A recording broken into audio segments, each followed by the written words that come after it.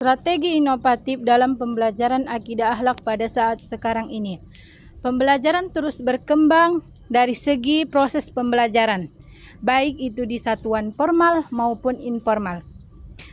Para pendidik seperti guru dan para peserta didik saling berkaitan dalam proses pembelajaran. Kemajuan teknologi pada saat sekarang ini telah memasuki dunia berbasis aplikasi.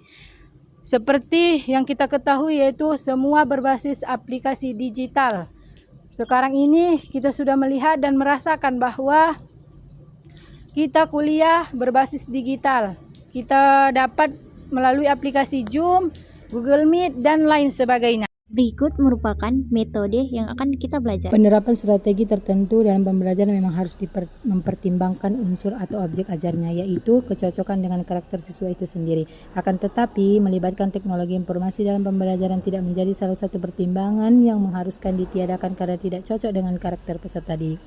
Sebaliknya, peserta didik sudah harus diarahkan dan disiapkan sedini mungkin untuk terbiasa dengan teknologi. Sebelumnya kita sudah melakukan pada era industri 4.0 yang dimana revolusi industri 4.0 ditandai dengan kemajuan hebat dari komputer sebagai eksponensial teknologis yang mengintegrasikan efek paralel dari teknologi. Eksponen yang multi menjadi sebuah kekuatan baru yang dalam kehidupan ini, yaitu artificial intelligence atau kecerdasan buatan, bioteknologis dan nanomaterial yang diekskripsi menjadi teknologi terbaru yang sangat rumit dan sangat kecil. Artinya, era industri sekolah sudah mengharuskan melibatkan peserta didik untuk memahami dan terbiasa dengan teknologi dalam proses pembelajaran. Dari beberapa kajian terkait, terdapat beberapa metode pembelajaran yang relevan dan masih bisa digunakan di era SKT 4.0 meskipun sebagian sudah pernah dilakukan pada periode sebelumnya. Apa saja itu? Yaitu guru memberikan blended learning, yaitu metode pembelajaran yang memadukan sistem pendidikan tradisional dan modern. Guru membagi pertemuan pembelajaran menjadi dua kelompok, yaitu 80% menggunakan sistem tradisional dan 20% menggunakan sistem online. Blended learning adalah solusi untuk pembelajaran akidah akhlak, tentu dengan modifikasi hal tertentu yang memihak kepada khazanah dalam rumpun pendidikan Islam yang telah lama hidup dan berkembang di masyarakat. Kemudian ada peserta didik diberikan tugas untuk menyelesaikan suatu permasalahan dengan mencari solusi di web-web yang berisi konten pendidikan agama Islam yang sudah terpercaya kebenarannya. Kemudian dalam pengumpulan tugas, peserta didik akan melalui email. Dalam kelas, guru akidah akhlak membagikan siswa dalam satu kelompok menjadi dua kelompok. Kelompok A diberikan tugas mengumpulkan berbagai informasi terkait akidah dari berbagai sumber tulisan di internet. Sedangkan kelompok B diberikan tugas yang sama dengan tema akhlak atau perilaku baik buruk. Kemudian informasi tersebut difasilitasi guru untuk didiskusikan dalam kelas secara bersama-sama.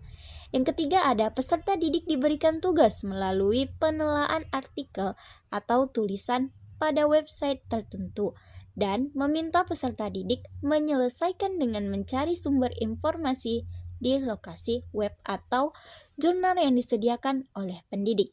Dengan cara ini, siswa dapat belajar banyak seperti cara menggunakan IT yang benar untuk memperoleh informasi dan cara mengolah informasi yang diperoleh. Sebagai contohnya, guru akidah akhlak di Darul Ulum Banda Aceh pada kelas 3A memberikan pengarahan dan penyiapan materi yang akan diselesaikan oleh siswa. Selanjutnya, menyiapkan beberapa website dan alamat jurnal yang terkait pembahasan untuk diakses oleh siswa di kelas. Guru memberikan penjelasan terkait alasan mencari informasi di website dan jurnal dan meminta siswa sebisa mungkin menghindari mengambil informasi di Google umum atau sumber informasi di internet yang tidak jelas websitenya. Yang keempat, ada guru mengajarkan siswa cara menyelesaikan pembelajaran melalui aplikasi Microsoft Word, Excel, ataupun PPT, dan lain sebagainya untuk menggantikan cara tradisional tersebut. Upaya ini dikemungkinkan lebih efektif dan menyenangkan dalam melaksanakan proses pembelajaran, dan hal ini sudah dilakukan jauh sebelumnya pada sekolah-sekolah IT swasta yang proses belajar mengajarnya menggunakan sistem e-learning. Di Madrasah Darul Ulum pada kelas 3A Banda Aceh tadi, tahapan ini dilakukan dengan memfasilitasi siswa di laboratorium sekolah. Di lab, siswa diberikan penjelasan dan belajar membuat tulisan atau makalah dalam bentuk sederhana untuk membiasakan siswa menggunakan komputer dalam bentuk Microsoft Word atau Excel atau bahkan PPT. Selanjutnya, guru menggunakan metode pembelajaran web-based learning atau WBL adalah salah satu jenis pembelajaran yang bisa digunakan dalam CBI atau Computer Based Instruction atau CAI Computer Assisted Introduction.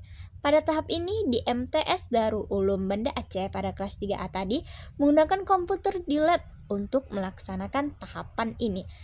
Kemudian, guru mengarahkan siswa untuk mencari informasi dan menyiapkan materi dalam bentuk yang disesuaikan dan masing-masing mempresentasikannya di kelas atau di laboratorium sesama siswa.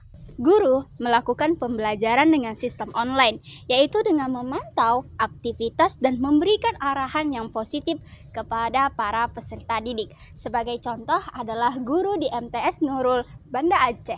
Mereka memanfaatkan fitur WhatsApp untuk memberikan materi mereka kepada para siswa pada saat jam tidak sekolah.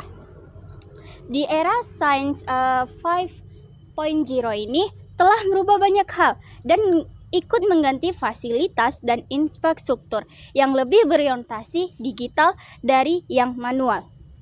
Beberapa contoh aplikasi yang dapat kita terapkan sebagai seorang guru untuk media pembelajaran akidah akhlak di era 5.0 hari ini, yaitu aplikasi Zoom.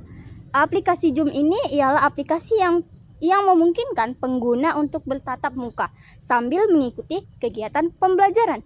Yang kedua adalah Google Meet, sama dengan halnya dengan Zoom, tapi Google Meet ini perangkat lunak Google yang tersedia sebagai pelayanan aplikasi yang memungkinkan penggunanya membangun koneksi online yang begitu tinggi. Yang ketiga ada Kementerian Pendidikan dan Kebudayaan mendirikan Rumah Belajar. Apa itu Rumah Belajar?